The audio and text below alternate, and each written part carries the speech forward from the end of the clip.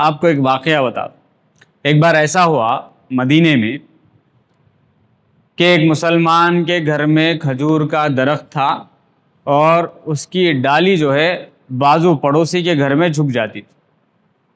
اور چونکہ بچے تھے پڑوس میں تو پڑوسی کے بچے جب کھجور پک کے گر جاتے، ڈالی ٹوٹ کے گر جاتی تو اسے اٹھا کے کھا لیتے.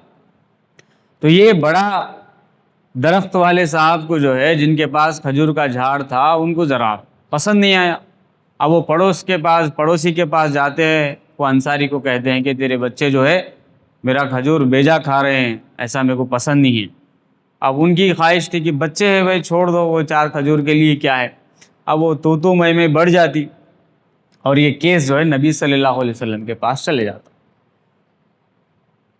اب نبی صلی اللہ علیہ وسلم نے دیکھا کہ ایک باپ اپنے بچوں کے چھوٹے سے کھجور کھانے کے معاملے میں ہے، تو بچوں کا دل رکھنے کے لیے اللہ کے رسول صلی اللہ علیہ وسلم نے کہا اس پڑوسی کے جو جھاڑ رکھتا ہے اس کو کہا کہ بھائی تو یہ تھوڑے سے جو کھجور ہے یہ ان کو دے دے، اس کے بدلے میں میں تجھے جنت میں کھجور کا درخت دوں گا. اللہ کے رسول کا وعدہ تھا. پڑوسیوں کے بچوں کا دل رکھنے کے واسطے کچھ کھجور چھوڑ دے، میں تجھے وعدہ کرتا ہوں.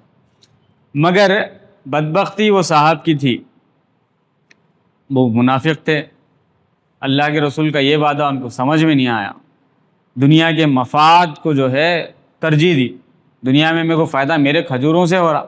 اللہ کے رسول کہا کہ جنت کا بول رہے میرے کو جنت کا کیا، اب میرے کھجور.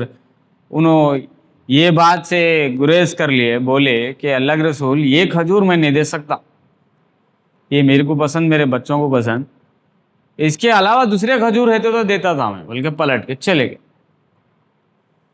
اور یہ سیناریو جو ہے، یہ واقعہ جو ہے ایک صحابی دیکھ رہے تھے، وہ بھی صحابی تھے. اور صحابی دیکھ کے ان کا دل بڑا بے چین ہو گیا.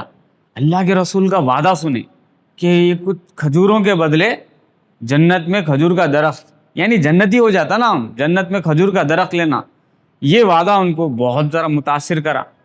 انہوں اٹھے اور چلے گئے اور صاحب کو پوچھے بھائی آپ وہ جو کھجور کی ڈالی آپ کے ہاتھ میں جس سے جھگڑا ہو رہا نا وہ مجھے دے دو. اب وہ صاحب بولے نہیں بھائی میں اللہ کے رسول کو نہیں دیا، تم آپ کو دیتا. بولے نہیں تم ریٹ بولو کیا دیتے، قیمت لگاؤ اس کی، تم بولو منہ زبان.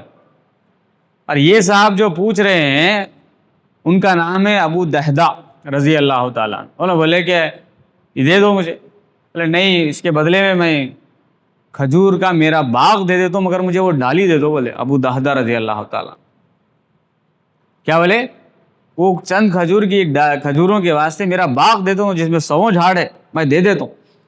بھلا پریشان ہو گیا آدمی، بھلا اتنا اچھا سودا ہو رہا، دنیا کا فائدہ دیکھا وہ آدمی. اور ابو دہدہ رضی اللہ تعالیٰ عنہ کی نظروں کے سامنے آخرت تھی، وہ جنت تھی. اللہ کے رسول کی وہ بات پہ انہوں اتنا اعتماد لائے، اتنا یقین تھا کہ انہوں اپنا باغ دے دیے. بولے کہ یہ میرا سودا ہے.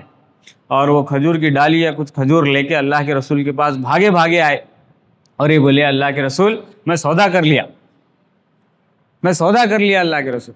کیا یہ کھجور جو آپ بچوں کو دینا چاہ رہے تھے میں خرید لیا، کس کے بدلے؟ میرا پورا باغ دے دیا.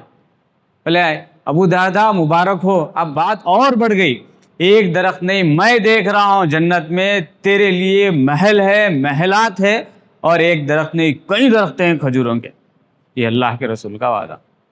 یہ ایثار، یہ قربانی کس کے واسطے؟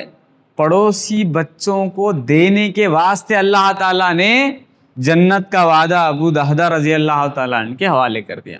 اگر اللہ کسی کو جنت دینے کے لیے اتر آئے تو یہ چھوٹا سا بہانہ کافی.